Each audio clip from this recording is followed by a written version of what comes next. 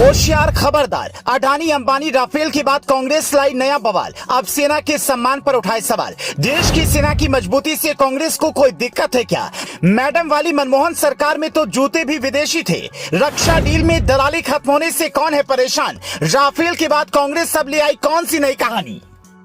2014 से लेकर आज तक मोदी को बदनाम करने के सैकड़ों षड्यंत्र हुए। हर बार पीएम मोदी उससे चक्रव्यूह से जनता की अदालत में पाक साफ बचकर आ गए। राफेल, अडानी, अंबानी के फेल हुए बाजी के बाद कांग्रेस नए आरोपियों के साथ मैदान में आ गई है। इस बार कांग्रेस के निशाने पर है अमेरिका से हुए रीपर ड्रोन का सौदा। कांग्रेस बोल रही है इस ड्रोन सौदे में घोटाला हुआ है। मजे की बात तो यह है कि कांग्रेस राफेल में भी घोटाला बताती रही। सुप्रीम कोर्ट ने राफेल डील को क्लीन चिट दी तो कांग्रेसी चुप हुए। सुप्रीम कोर्ट ने अडानी पर भी अपना फैसला सुनाया तो जाकर आजकल कांग्रेस वाले अडानी का नाम कम ले रहे हैं। जब भी भारतीय सेना को उन्नत हथियार मिलते हैं कांग्रेस हैरान परेशान होकर सवाल करने लगती है। रीपर ड्रोन के सौदे से चीन और पाकिस्तान तो खौफ में है ही, लेकिन कांग्रेस की परेशानी समझ में नहीं आती। सोनिया गांधी की रिमोट वाली मनमोहन सरकार में सेना और सैन्य जरूरतों के साथ कैसा मजाक होता था, वो कहानी सुनेंगे तो माथा पीट लेंगे।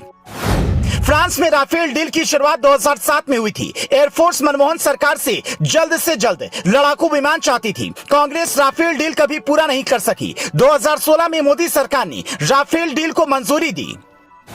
7.5 साल तक रक्षा मंत्री रहे ए.के. एंटनी को मनमोहन सरकार में अपने इमेज और घोटाले का इतना डर था कि वो रक्षा खरीद को आगे नहीं बढ़ाते थे। भारत अपने जवानों के लिए जूते तक विदेशों से खरीदता था। आजादी के बाद कांग्रेस देश और सेना को लेकर कितनी सजग रही है वो कांग्रेस के दो बड़े नेताओं के बयान से समझिए।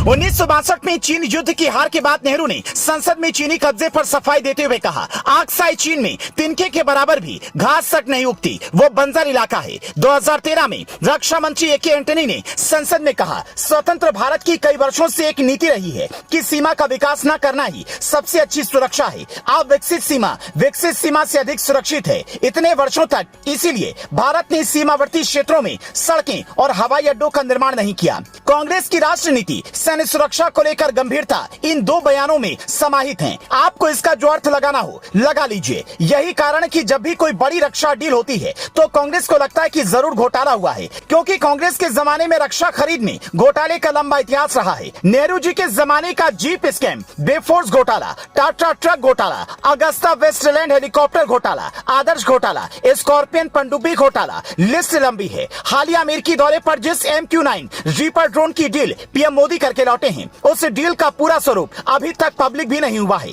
लेकिन कांग्रेस उसमें घोटाला ढूंढ लाई है। दुनिया के खूंखार और उन्नत हथियारों में से एक रीपर ड्रोन को कांग्रेस के वैज्ञानिक प्रवक्ता पवन खेड़ा ने कूड़ा बता दिया है, जबकि कांग्रेस सरकारों का रक्षा उपकरणों के निर्माण और अनुसंधान को लेकर क्या रवैया था उसका एक उदाहरण ये भी है कि तेजस प्रोजेक्ट की शुरुआत 1980 में हुई थी, लेकिन पहला तेजस 2015 में भारतीय वायुसेना में शामिल हुआ। कांग्रेस के जमाने में सैन्य खरीद 70% भारत विदेश से खरीदता था। आज भारत दुनिया के 50 से अधिक देशों को हथियार के निर्यात कर रहा है। कांग्रेस एक सीधे नियम पर काम कर रही है, पीएम पर लगातार आरोप लगाते रहो। एक आरोप जब फेल हो जाए नए के साथ मार्केट में आओ। पीएम मोदी का ईमानदार होना ही उनका सबसे बड़ा सुरक्षा कवच है। 9 साल के कार्यकाल में उन पर या उनकी सरकार पर किसी तरह के भ्रष्टाचार का कोई मामला नहीं है। जो अनर्गल और कृत्रिम आरोप लगाए गए वो सब कोर्ट में ढेर हो गए। 2024 तक नए आरोपों की झड़ी लगने लगी। आपको क्या लगता है मोदी खुद को बचा पाएंगे? Bureau report, leading Bharat TV.